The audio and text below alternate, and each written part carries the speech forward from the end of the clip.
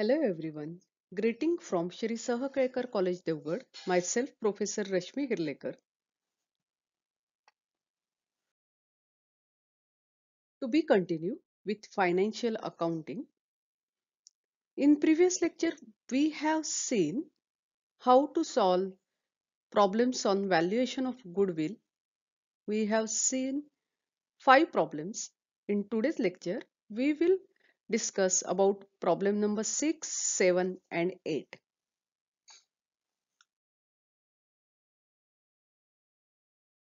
Problem number 6. Capitalization of average profit, simple profit. XYZ Limited, desirous of selling its business to another company, had earned average past profit of 2,20,000 per annum, which is likely to be continue in future to be following changes. म्हणजे XYZ ला आपली company विकायची आहे, तिचा average profit 2,20,000 per annum आहे आणि खालील बदल जे आहेत ते होणार आहेत. First one, directors fees 30,000 per annum charge against such profit will not be payable by purchasing company whose existing board can manage the new business also. म्हणजे XYZ लिमिटेड डायरेक्टर फीस 30,000 रुपये दर वर्षाला देत होती. नवीन कंपनीला ही फी द्यावी लागणार नाहीये, कारण नवीन कंपनीचं एक्झिस्टिंग बोर्ड ते मॅनेज करणारे XYZ चा व्यवसाय. त्यामुळे 30,000 प्रॉफिट वाढेल, कारण अगोदर दिलं होतं, लेस केलं होतं, आता ऍड करावं लागेल आपल्याला. Next one, company had invested 1 lakh at the rate 10% in state government securities. म्हणजे कंपनीने 1,00,000 रुपये इन्व्हेस्ट केलेले होते 10% दराने गव्हर्नमेंट सिक्युरिटीज मध्ये. And third one, rent of 20,000 per annum which had been paid by vendor company will be increased to 50,000 in future. म्हणजे अगोदर XYZ 20,000 भाडं देत होती, आता नवीन कंपनीला ते 50,000 द्यावं लागणार आहे आणि पर ॲनम म्हणजे वर्षाला 50,000 आहे, 30,000 रुपये भाडं वाढणार आहे. त्यामुळे साहजिकच आहे 30,000 प्रॉफिट काय होईल, लेस होईल. त्याच्यानंतर नेक्स्ट वन, तसंच सेकंड वन जे दिलेलं होतं की 10% व्याज आहे, कंपनीने 1,00,000 रुपये इन्व्हेस्ट केलेत, तर हे 10% जे व्याज आहे ते XYZ कंपनीची इन्व्हेस्टमेंट आहे, ती नवीन कंपनीला मिळणार नाही. आणि दुसरं म्हणजे जरी मिळालं, सपोज इन्व्हेस्टमेंट सकट तो व्यवसाय विकलेला असला तरी हे नॉन ट्रेडिंग प्रॉफिट आहे आणि त्यामुळे ते 10%, 1,00,000वर 10% म्हणजे 10,000 रुपये you have to less it down. आणि अशा प्रकारे तुम्हाला फ्युचर मेंटेनेबल प्रॉफिट मिळेल. Net asset other than goodwill and investment will be 20 lakhs, and it is considered that reasonable return on investment of this type of business would be 10%. म्हणजे normal rate of return 10% दिलाय आणि net asset 20 lakh दिले. Calculate the value of goodwill under capitalization of average profit method. You have to capitalize the average profit. काय करणार तर बघा solution इथे मी दाखवते तुम्हाला पॉइंट आउट करून. ॲव्हरेज मेंटेनेबल प्रॉफिट, तर इथे ॲव्हरेज प्रॉफिट 2,20,000 दिलं होतं ते घेतलं. त्याच्यानंतर डायरेक्टर फीज नॉट पेएबल, 30,000 रुपये डायरेक्टर फी द्यावी लागणार नाहीये, म्हणून प्रॉफिट जे आहे ते 30,000ने वाढणार आहे. ते किती होणार, 2,50,000. पण त्याचबरोबर कंपनीचं जे 1,00,000 इन्व्हेस्टमेंट मधनं 10% रिटर्न्स जे मिळत आहेत ते नॉन ट्रेडिंग ऍसेट आहे. Interest at the rate 10% on state government securities being non trading income, ते तुम्हाला लेस करावं लागेल. आणि व्याज वाढतंय म्हणजे एक्सपेन्स वाढतायत, त्यामुळे प्रॉफिट तुमचं 30,000 कमी होणार आहे, तेही तुम्हाला लेस करावे लागतील. आणि अशा प्रकारे टोटल प्रॉफिट 40,000 कमी होणार. त्यामुळे 2,50,000 मायनस 40, 2,10,000 हे फ्युचर मेंटेनेबल प्रॉफिट आहे. आता कॅपिटलायझेशन ऑफ ऍव्हरेज प्रॉफिट आणि NRR रेट किती दिलाय 10%. तर capitalization of average profit is equal to काय करतो आपण, ऍव्हरेज प्रॉफिट गुणिले 100 भागिले 10, कारण नॉर्मल रेट ऑफ रिटर्न 10%. आणि अशा प्रकारे गुणिले 100 भागिले 10 केल्यानंतर तुम्हाला किती मिळालं, 21 लाख. त्या 21 लाखातनं नेट टँजिबल ऍसेट जे होतं, इथे बघा इथे दिलंय ऍसेट्स, गुडविल आणि इन्व्हेस्टमेंट वजा करून 20 lakh, you have to minus it.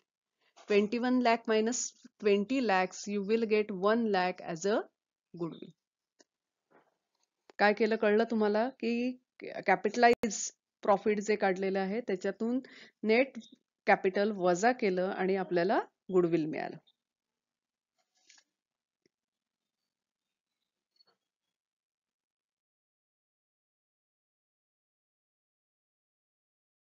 Now we will discuss about problem number 7, which was in exam April of 2017.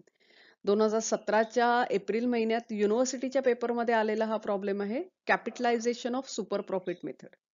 Here they have given us liabilities and asset of Ajit Limited as on 31st December 2018 were as follows. आता liabilities दिल्यात, त्या liability मध्ये share capital दिलंय 2,500 shares आहेत, 100 रुपयाचा एक share, याप्रमाणे 2,50,000 capital झालं. प्रॉफिट अँड लॉस दिलंय, डिबेंचर्स दिलेत, क्रेडिटर्स दिलेत, प्रोव्हिजन फॉर टॅक्सेशन दिलंय आणि प्रपोज डिव्हिडंड दिले. Land and building, plant machinery, furniture fitting, delivery van, stock, book debts आणि कॅश असे ऍसेट्स दिलेत. Net profit of the company before tax, म्हणजे टॅक्सेशनच्या पूर्वीचं प्रॉफिट दिलंय. Income tax may be taken at 30%, म्हणजे याच्या टोटल आणि तुम्ही ऍव्हरेज काढल्यानंतर 30% इन्कम टॅक्स लेस करावं लागेल, तर तुम्हाला FMP मिळेल. Normal rate of return be assume 12.5%. Find out the value of goodwill 5 years purchase of average super profit for last 5 years. म्हणजे तुम्हाला ऍव्हरेज प्रॉफिट काढायचंय. हे ह्याचा ऍव्हरेज काढल्यानंतर 30% वजा केलं की तुम्हाला मिळालं FMP. आणि हे 12%, 12.5% जे आहे ते इथे ऍसेट कॅपिटल एम्प्लॉईड वर तुम्हाला अप्लाय करून जे येणारं प्रॉफिट आहे ते नॉर्मल प्रॉफिट. ऍव्हरेज प्रॉफिट मधनं नॉर्मल प्रॉफिट मिळालं की सुपर प्रॉफिट मिळेल. आणि find out the value of goodwill as per capitalisation of super profit method. Super profit काढल्यानंतर त्याचं कॅपिटलायझेशन करून तुम्हाला गुडविलची व्हॅल्यू शोधायची आहे. बघूया कसं सोडवलाय हा प्रॉब्लेम. इथे बघा काय काय दिलंय, फॉर्म्युला कोणते कोणते लागणार आहेत. तर गुडविल बरोबर, गुडविल कसं कॅल्क्युलेट करणार, सुपर प्रॉफिटला number of years, 5 years purchase दिलेलं होतं की तुम्हाला गुडविल मिळालं. सुपर प्रॉफिट कसं मिळालं, तर FMP minus normal profit, future maintainable profit minus normal profit. Future maintainable profit कसं मिळणार, average profit after tax plus future charges, PAT म्हणजे profit after tax plus future charges असं म्हटलंय. तुम्हाला FMP मिळेल. आणि नॉर्मल रेट ऑफ रिटर्न मिळवण्यासाठी तुम्हाला कॅपिटल एम्प्लॉईड गुणिले NRR करावं लागेल. कॅपिटल एम्प्लॉईड कसं कॅल्क्युलेट कराल, तर सर्व ऍसेट्स मधनं लायबिलिटी वजा केल्यात की तुम्हाला कॅपिटल एम्प्लॉईड मिळेल. मगाच्या ह्याच्यात आपण परत इथे बॅक जाऊ शकत नाही, कारण थोडा रेकॉर्डिंगचा प्रॉब्लेम आहे, टेक्निकली प्रॉब्लेम्स येत आहेत मला. पण ती जी ऍसेट दिलेल्या होत्या त्या ऍसेट मधनं लायबिलिटीज वजा केल्यानंतर कॅपिटल एम्प्लॉईड मिळेल. Capital employed were normal rate of return apply केलात 12.5% की नॉर्मल प्रॉफिट मिळेल. मगाशी सगळं दिलेलं जे प्रॉफिट होतं त्या प्रॉफिट मधनं 30% टॅक्स वजा केल्यानंतरचं जे प्रॉफिट आहे, प्रॉफिट आफ्टर टॅक्स, त्याचा ऍव्हरेज काढला की तुम्हाला FMP मिळेल. FMP मधनं नॉर्मल प्रॉफिट वजा केलं इथे आलेलं की तुम्हाला सुपर प्रॉफिट मिळेल. आणि सुपर प्रॉफिटला नंबर ऑफ इयर्स परचेसने मल्टिप्लाय केलं, यू विल गेट गुडविल.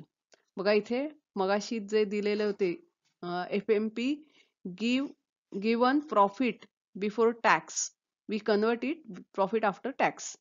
तर 5 वर्षात इयर्स लिहिली आहेत. प्रॉफिट बिफोर टॅक्स, त्याच्यावरनं 30% टॅक्स वजा केलाय प्रॉफिट आफ्टर टॅक्स. त्याची टोटल केली, त्या टोटलला 5 वर्षांनी भागलं, तुम्हाला ऍव्हरेज प्रॉफिट मिळालं. विद्यार्थी मित्रांनो, हाच प्रॉब्लेम तुम्ही असं सुद्धा करून बघू शकता की प्रॉफिट बिफोर टॅक्स टोटल करायची, त्याला 5 ने भागायचं आणि 5 ने भागल्यानंतर येणाऱ्या व्हॅल्यूवर 30% काढलात की तुम्हाला 50,400च मिळणार. 30% वजा करायचे टॅक्स की हेच रक्कम मिळणार. त्यामुळे you can do in this way also or other way. तर फ्युचर मेंटेनेबल प्रॉफिट किती आहे तुमचं? 50,400. आता बघा, मगाशच्या सगळ्या दिलेल्या ऍसेट इथे लिहून घेतल्या. Land and building, plant and machinery, furniture, delivery van, stock, book depths, cash सगळं लिहिलंय. त्याच्यातनं तुम्ही काय वजा केलीत? तर 1,00,000 रुपयाचं डिबेंचर्स, क्रेडिटर्स, प्रोव्हिजन्स वजा केलेत आणि प्रपोज डिव्हिडंड वजा केले. बघा, ज्या वेळेला when you are calculating capital employed, you have to minus external liabilities from asset, की तुम्हाला नेट ऍसेट मिळतं किंवा त्यालाच आपण कॅपिटल एम्प्लॉईड असं म्हणतो. मगाशच्या प्रॉब्लेम मध्ये land and building, plant machinery, furniture, delivery van, stock, book debts आणि कॅश हे सगळे ऍसेट्स घेतलेले आहेत. म्हणजे बॅलन्स शीट मध्ये ज्या ज्या सगळ्या गोष्टी होत्या त्या घेतल्यात. बॅलन्स शीटची टोटल 8,10,000 आहे. तुम्ही व्हिडिओ पॉज करून मागे जाऊन बघितलं की तुमच्या लक्षात येईल ही सगळी ऍसेट साइड आहे. लायबिलिटी साइडचे डिबेंचर्स 1,00,000 घेतलेले आहेत, क्रेडिटर्स 3,00,000 घेतलेत, प्रोव्हिजन फॉर टॅक्सेशन पण घेतलंय आणि 20,000 प्रपोज डिव्हिडंड म्हणजे जाहीर करण्यासाठी काढलेली रक्कम आहे ती, तर तीही घेतली. घेतलं काय नाहीये तर शेअर कॅपिटल घेतलं नाहीये आणि प्रॉफिट अँड लॉस 50,000ची व्हॅल्यू आणि शेअर कॅपिटल 2,50,000 म्हणजे टोटल 3,00,000 तेवढे फक्त घेतलेले नाहीयेत. तर इथे लक्षात येईल बघा तुम्हाला 8,10,000 आणि इथे 3,00,000 घेतले नाहीत कॅपिटलचे आणि प्रॉफिट अँड लॉस अकाउंट, कारण प्रॉफिट अँड लॉस आपण ऍड करतो कॅपिटल मध्ये आणि म्हणून ते 3,00,000. तर ते या टोटल ऍसेट मधनं लायबिलिटी वजा केली, यू विल गेट 3,00,000. त्या 3,00,000वर नॉर्मल रेट ऑफ रिटर्न 2.5% म्हणजे सॉरी 12.5% 12.5% आपण अप्लाय केला. 37,500 हे नॉर्मल प्रॉफिट मिळालं. मगाशी सुपर प्रॉफिट होतं 50,400, त्याच्यातनं 37,500 वजा केलं, you will gate 12,900 super profit मिळते. आता सुपर प्रॉफिटला 5 वर्षांनी मल्टिप्लाय केलं, यू विल गेट गुडविल. हे एक म्हणजे 2 प्रकारे त्यांनी गुडविल कॅल्क्युलेट करायला सांगितलं होतं, सुपर प्रॉफिट मेथडने आणि कॅपिटलायझेशन ऑफ सुपर प्रॉफिट. आता सुपर प्रॉफिट मेथडने 64,500 गुडविल मिळालं. कॅपिटलायझेशन ऑफ सुपर प्रॉफिट म्हणजे काय? तर super profit upon NRR into 100. Super profit किती होतं आपलं? तर 50,400 अपॉन NRR 12.5. ही प्रिंटिंग मिस्टेक आहे इथे, कळलं? 50,400 अपॉन 12.5 जी काही रक्कम येईल ती तुम्हाला गुडविल म्हणून मिळणार आहे. इथे कृपया एक मिनिट हा. तर इथे ही प्रिंटिंग मिस्टेक आहे. इथे येणार 50,400. हे जे सुपर प्रॉफिट आहे 50,400 तेच येणार इथे 50,400 आणि त्या 50,400 ला भागिले 12.5% गुणिले 100 केलं की 4,03,200 येतं. आणि हे बघा किती येतं? 4,03,200 येतं. ही झाली कॅपिटलाइज व्हॅल्यू. सुपर प्रॉफिटची कॅपिटलाइज व्हॅल्यू झाली. आता कॅपिटल एम्प्लॉईड किती आहे? 3,00,000. हे 3,00,000 तुम्ही याच्यातनं वजा केलेत. 4,03,200 ना 3,00,000 वजा केलेत की तुम्हाला मिळतं 1,03,200. आणि हे जे 1,03,200 हे गुडविल ही उत्तर बरोबर आहे, पण त्यांनी फक्त ते दाखवलेलं नाहीये. ते इथे समजून घ्या. बघा परत एकदा सांगते. 50,400 सुपर प्रॉफिट जे आहे 50,400 ते घ्यायचं भागिले 12.5% गुणिले 100 तुम्हाला 4,03,200 मिळतात. या 4,03,200 न कॅपिटल एम्प्लॉईड 3,00,000 वजा केलं you will get 1,03,200 as a goodwill.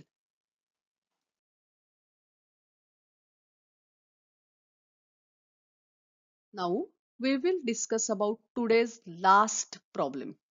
Problem number 8 capitalization of super profit मेथडच आहे. हा नोव्हेंबर 2017 ला विचारलेला प्रश्न आहे. Balance sheet of HMT limited as on 31 March 2012 is as follows. Balance sheet मध्ये land, building, plant, machinery, furniture, delivery, stock, book depths, cash दिलेले आहेत. हे सगळे ऍसेट दिले आहेत. लायबिलिटी मध्ये propose division, provision for taxation, creditors, debentures, goodwill, goodwill नाही, profit and loss account आणि शेअर कॅपिटल दिले. साहजिक ज्या वेळेला बॅलन्स शीट दिले you have to calculate capital employed. आता net profit of the company after charging depreciation and taxes for the year ended 31 March are as follows. 14 पासून 18 पर्यंतचं net profit दिलेलं आहे. याचा अर्थ असा की तुम्हाला ऍव्हरेज प्रॉफिट काढावं लागणार आहे. On 31 March 2018 assets were revalue. ऍसेटचं रिव्हॅल्युएशन झालंय. बघा लँड अँड बिल्डिंग 84,000 होती, त्याची किंमत आता 95 झाली आहे. प्लांट अँड मशिनरी 71 झाली आहे, अगोदर 60,000 होती. आणि फर्निचर 4,000 झाले, म्हणजे फर्निचरची व्हॅल्यू कमी झाली आहे. 5,000 होती ती 4,000 झाली. कॅपिटल एम्प्लॉईड कॅल्क्युलेट करत असताना तुम्हाला नवीन व्हॅल्यू विचारात घ्याव्या लागतील. 10% return on investment can be considered fair for the business. याचा अर्थ असा की हे जे 10% हे नॉर्मल रेट ऑफ रिटर्न साठी दिले. You are required to find the value of goodwill, 5 years purchase of super profit and capitalization of super profit. मगाच्याच प्रॉब्लेम सारखं आहे. तुम्हाला सुपर प्रॉफिट कॅल्क्युलेट करून 5 ने गुणलं की गुडविल मिळणार आहे, किंवा कॅपिटलायझेशन ऑफ सुपर प्रॉफिट तुम्हाला कॅल्क्युलेट करायला हवंय.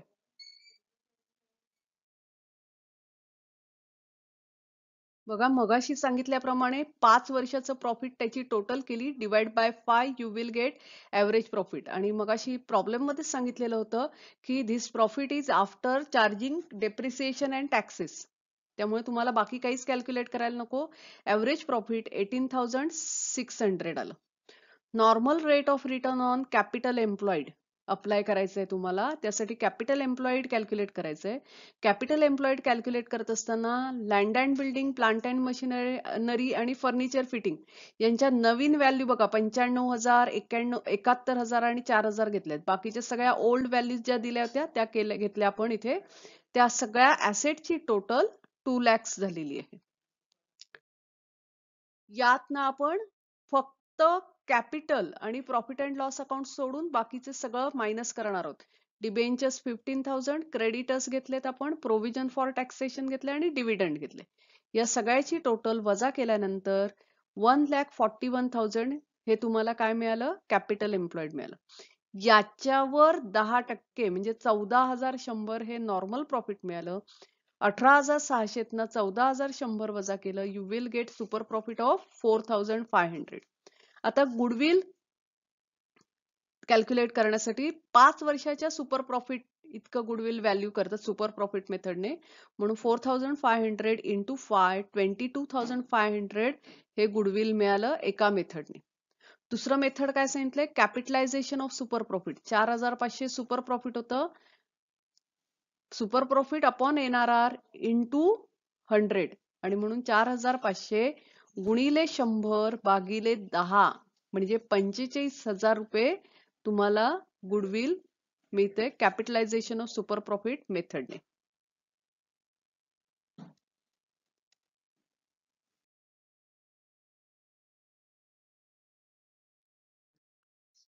So students, today we have studied how to solve problem on valuation of goodwill by using super profit method and capitalization of super profit method. So thank you for today. Happy learning to you. We will meet again.